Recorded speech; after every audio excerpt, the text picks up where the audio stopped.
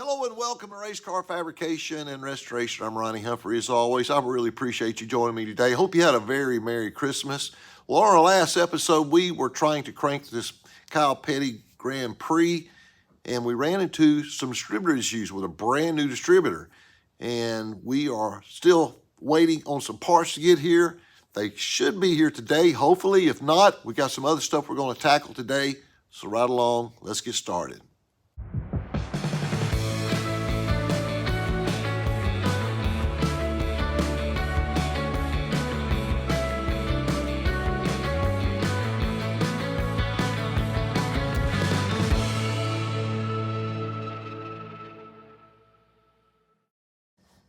Well, this has turned out to be a little more aggravating than what it should have been. That is a brand new distributor that the owner of the car sent with the car. And that would be the least of my worries. However, it is one of those China knockoffs. And we pulled this one out 2 or 3 times. Cannot figure out what the issue is. I went and bought a brand new module. Bought an AC Delco module for it. And it still won't fire. So one thing we figure, it must be the pickups are bad in it. Of course, it's overseas, and that's what you get. All I have is MSD stuff, and I used to have some extra HEI, some of those high voltage HEIs that we actually ran in some of our cars, but I just used them all up. So anyway, we're going to get back on that here shortly. For now, I'm going to start trying to get this fan mounted in here. Luckily, I found a piece of aluminum back there. We're going to get this cut. Couldn't believe I had this. It's just what we need to be able to put the mount the fan to. So we'll get that in there today, and we'll start on that first thing this morning. All right, this is going to be pretty simple. We're just going to measure down to the cross member that we cut out and lowered. So it's about 19 3/4 inches. So we'll just take this piece of aluminum here. Thank goodness I got just enough to be able to whack this out. So we'll just cut this off, and we'll simply go ahead and mount the fan to the 2 bars, and then we'll actually just pop rivet them all that I do in the past. So we'll just start off, get this cut, and we'll go from there.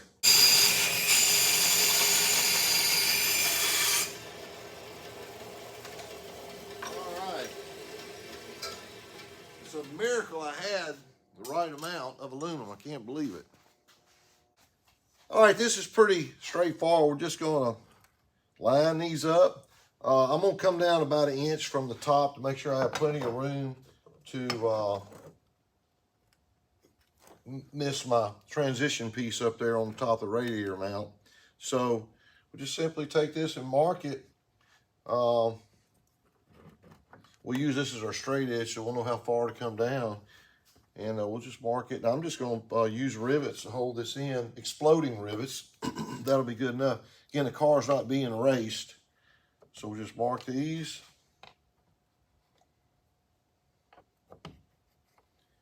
All right. We should have enough room now for that to hang down, so we'll get these drilled and go from there.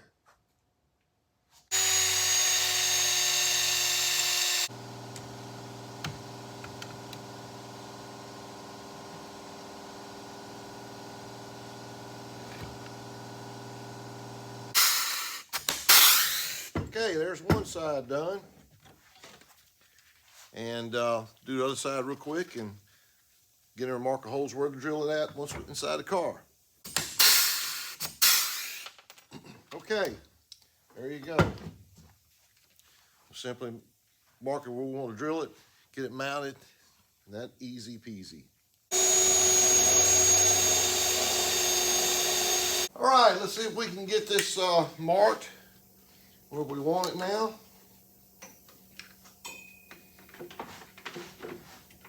Kind of hard to hold this with one hand, but I'm gonna attempt it.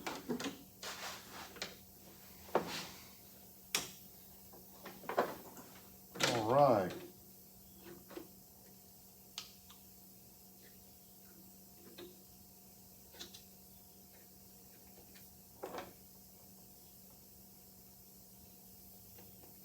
Okay.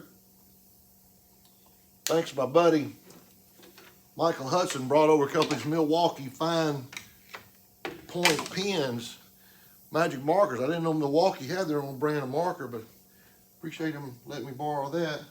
Okay, got them marked, let's get them drilled. There ain't nothing like drilling into a radiator right off the core. That's always kind of exciting. One more to do. Okay, hopefully my holes will line up here. I got a couple 1/8" rivets. They should line up.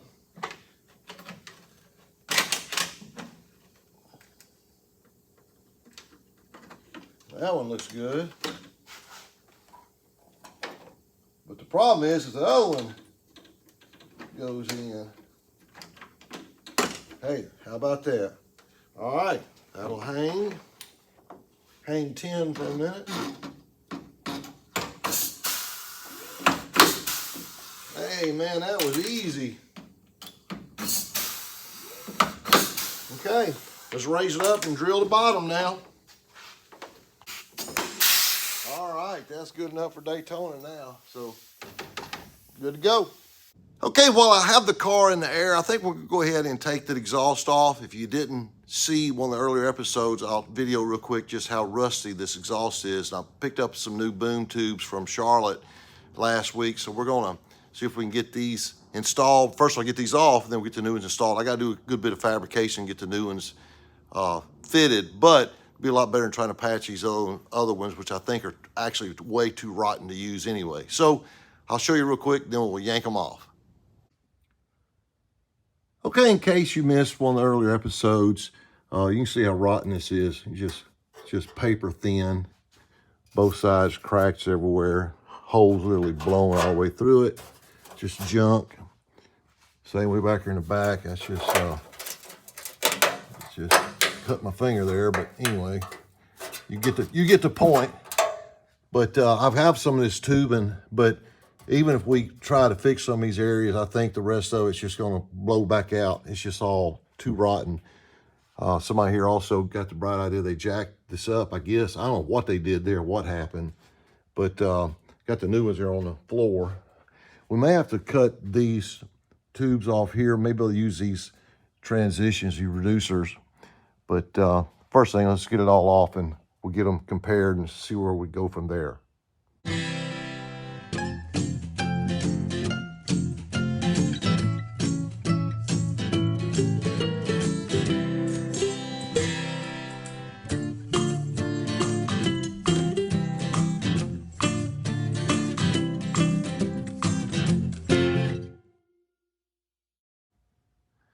Well, this is not good.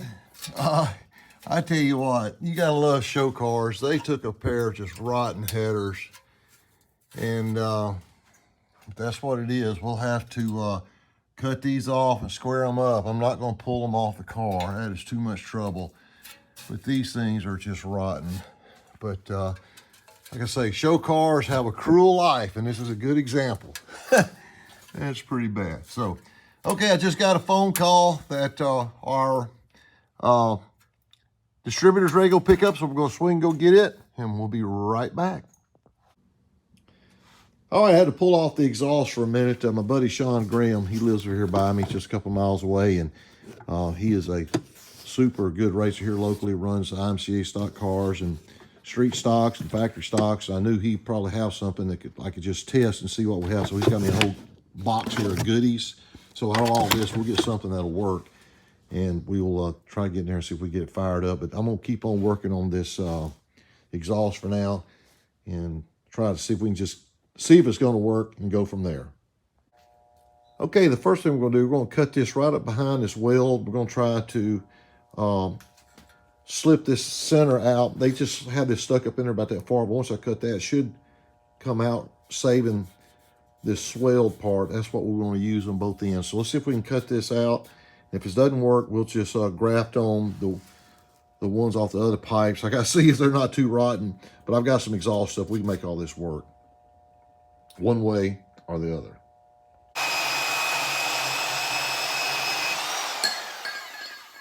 All right.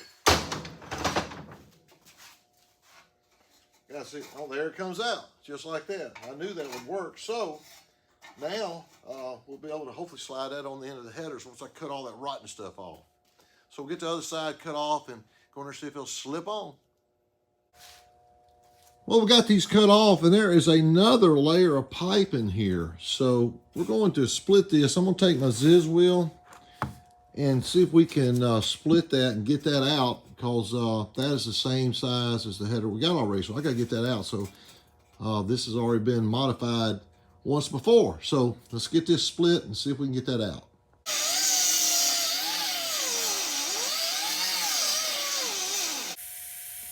All right, you can see where I split that, and going to try to see if we can use a chisel now to try to drive this out.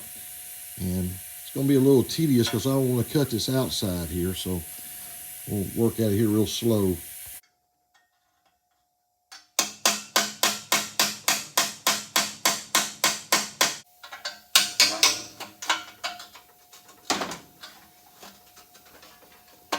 All right, man, woo!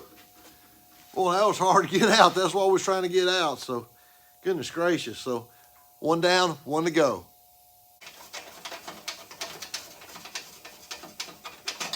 Man. Wow. All right. Whew, that was tough. We got it out. So now let's go see if they'll slip on to the headers on the car. Okay, we keep finding more and more surprises on this car. I went to slide the collectors on, and they will slide on as far as dimensions, but the headers are spread out too much. I got to looking, so that doesn't make sense. That should be a standard width, a standard small block Chevrolet. But I got to looking, this thing is right on the oil filter. Matter of fact, they got a dent here for the oil filter, and you just can't run this thing that way. So the headers are rotten anyway. These are wrong headers for this car and for the motor. So I'm going to get with the owner and see if we can go ahead and order a new set of chassis headers. That's what I usually use on these cars. I keep saying these show cars are just so mistreated.